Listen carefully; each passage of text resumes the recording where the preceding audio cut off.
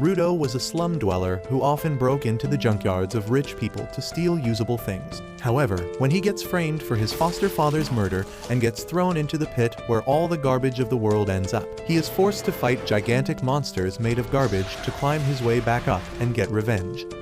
The world is divided into two parts. On one side, there is the pristine city with rich people living their best lives, and on the other side, there are the slums where people like him belong. The only constant is the pit, where all garbage ends up, including criminals. The rich people who live in the city casually throw away even slightly damaged items without hesitation, like the woman who tells her daughter to throw away the puppy toy she just bought because it got damaged. She tells her that the toy will become ugly if they try to repair it, and they can just buy another one later. The girl has no problem with that, and her mother throws the puppy along with other garbage into the small garbage vent that leads it straight to a truck in an underground tunnel that leads to a giant trash collection site. However, the young Rudo is inside the trash collection site too, eyeing the stuff the trucks are carrying. He sneaks into the trash collection site and enters one of the rooms, but unfortunately, one guard hears some sound coming from the room, and he immediately checks inside to find someone rummaging through the garbage. The guard barges inside the room with his gun pointed at the trash thief Rudo, calling him a disgusting degenerate who is threatening the beauty of the city by hoarding trash.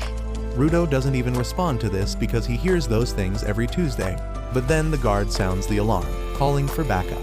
Just as more guards arrive there, Rudo throws some garbage bags at them, and the clean freaks can't handle some raw eggs on their uniform, so they just watch him climb up the vent without doing anything. Rudo comes out of the vent near the exit, but the gate closes on his face, and just then, more guards come there. They start shooting at him, but Rudo casually dodges the bullets while doing parkour through the hall. He then runs in a straight line towards the exit, and the guards can't hit him even then because they all graduated from the Stormtrooper Academy. However, one stray bullet grazes Rudo's arm just as he jumps over the wall, getting out of the guard's sight. While they waste their time searching for him, he climbs out of a sewer hole, cursing the guards because what's the point of guarding garbage when no one wants it? The next day, the news about the garbage raider spreads through the city, with the people blaming the slum dwellers for it. On the other side of the wall, the slum dwellers know exactly whom to blame because it is not the first time Rudo has entered the trash collection sites. They think that he will be caught one day, and most of them actually hope that he does. Rudo doesn't care about them as he sets his shop to sell the repaired goods he found. When his friend Chiwa arrives there to lash out at him, she asks him why the hell does he take such a big risk just to scavenge through the trash of the city people. And he replies that those rich bastards don't even care about throwing perfectly usable things. He feels sorry for the things they throw out, so he retrieves them. And since he can get some money by selling them, it is even better. Chiwa seems to understand him, but just then, 3 boys arrive there, clenching their noses as they say that someone reeks of garbage here. They tell Chiwa to stay away from Rudo, or she will smell like garbage too. They insult his thick black gloves that he has not washed since Obama was the president, and say that just one touch from them will give anyone rashes. One boy kicks the lantern Rudo just fixed, saying that no one will buy this garbage from him. He says that Rudo's hands are even creepier than the gloves, which is why he keeps them hidden. Rudo silently hears everything they say, but when one boy calls him the son of a murderer, he suddenly gets furious. The boys, however, don't stop, saying that the slum was made to imprison criminals and the people who live here now are their descendants. That is why they always try to keep their reputation clean, but Rudo's dad brought shame to them by becoming a murderer. Rudo can't tolerate the insults anymore, and he gives a death stare to the boys, who crap their pants and immediately run away, still cursing Rudo and saying that he will become a murderer like his dad one day. Rudo then quietly starts fixing the lantern again, and Chiwa tells him that she believes that he is a good person who will never turn out like his dad. He gets embarrassed on hearing that, but before he can thank her, Chiwa's attention goes to the puppy toy he got from the dump last night. Turns out, Rudo brought the puppy as a gift for her in the first place, but before he can give it to her and increase his Riz score, Chiwa's mom comes there and takes her away. Rudo heads home after that and finds his adoptive dad Recto waiting for him. Recto suddenly starts mimicking how nervous he was while trying to give the puppy to Chiwa, and Rudo turns red because he didn't spot him watching them. Recto tells him that they will talk about it later because first, they need to talk about Rudo's little trip to the junkyard. Recto tells him that he doesn't need to push himself so hard because they are not that broke. He thinks that Rudo feels a bit indebted to him because he adopted him after his biological dad was thrown into the pit for being a murderer. But Rudo says it is not like that. He tells Recto that he considers him family, and he is just trying to do his part. Recto simply tells him to be this honest with Chiwa too, and Rudo suddenly fumbles hard, injuring the gun wound from last night. Recto immediately starts giving him first aid and also changes the bandages around his hands while he is at it. As Rudo looks at his hands, he recalls how they have been injured for as long as he has known. People always judged him for that, and sometimes his wounds started hurting like hell out of nowhere. Then one day, Recto gave him the black gloves that magically suppressed the pain. After Recto is done tending to Rudo's wounds, he tells him to confess to Chiwa soon or someone else might swoop her away, and while the two of them are bantering about it, a creepy masked guy listens to everything from the streets. The next day, Rudo finally works up courage to tell his feelings to Chiwa, and heads towards her home with the puppy.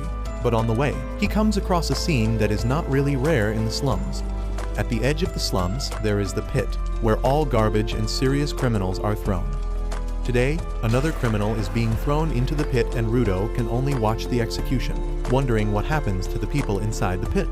Just then, Chiwa comes there, saying that it is quite a brutal sight, and Rudo panics because he was not ready to meet her yet. Chiwa suddenly starts talking about the executions and other stuff, and then she tells Rudo that she doesn't want him to get thrown into the pit. She says that there might be a lot of stuff that shouldn't be thrown out as garbage, but it is not a good enough reason to risk his life.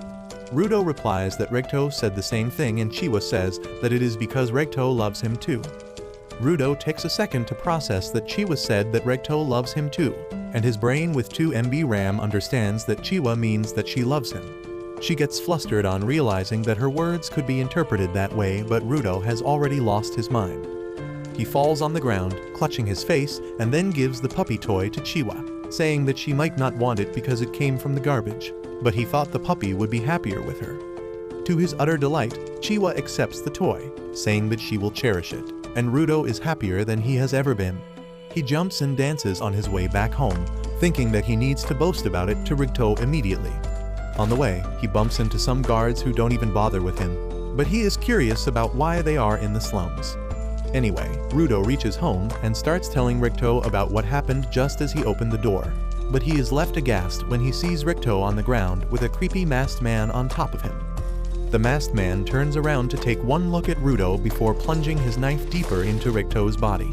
Rudo loses his cool on seeing this and charges at the masked man, but he gets hit so hard that he doesn't even realize when he got knocked out. By the time Rudo comes to his senses, the masked murderer has finished his job. He picks up a book from the floor and heads outside, briefly glancing at Rudo who tries following him, but then he hears Recto's voice. Recto is still alive somehow, and with his dying breath, he tells Rudo to run away. Rudo immediately goes next to him, promising that he will get help, but Recto just tells him to run away and change this shit heap of a world into something better. With that, Recto's body falls limp and Rudo can't process what is happening. Just then, the soldiers arrive there and they zap Rudo, believing him to be the murderer. They pin him to the ground as they tell him that he is being arrested for murder, and Rudo tells them that it was not him. The guards tell him that nothing he says matters anymore because they caught him red-handed. He keeps trying to tell them that the real murderer has just left the house and they can still catch him. But the guards don't even want to listen to him, so they just knock him out using the traditional method of punching him in the head. Soon, Rudo is taken to the scaffold to be executed for his crimes. Everyone from the slums is present there to witness him being thrown into the pit, and even some high-profile people from the main city are there. The judge tells Rudo that murder is one of the greatest crimes one can commit, and even though he killed a mere slum dweller, the punishment will not be reduced. He declares Rudo to be killed by throwing him into the pit, and the people start cheering on hearing this. Rudo still can't believe this is happening to him, and he wishes for just one person to believe that he is not a murderer. His eyes scan through the crowd, and they stop at Chiwa. Rudo yells at her, saying that he did not kill Recto.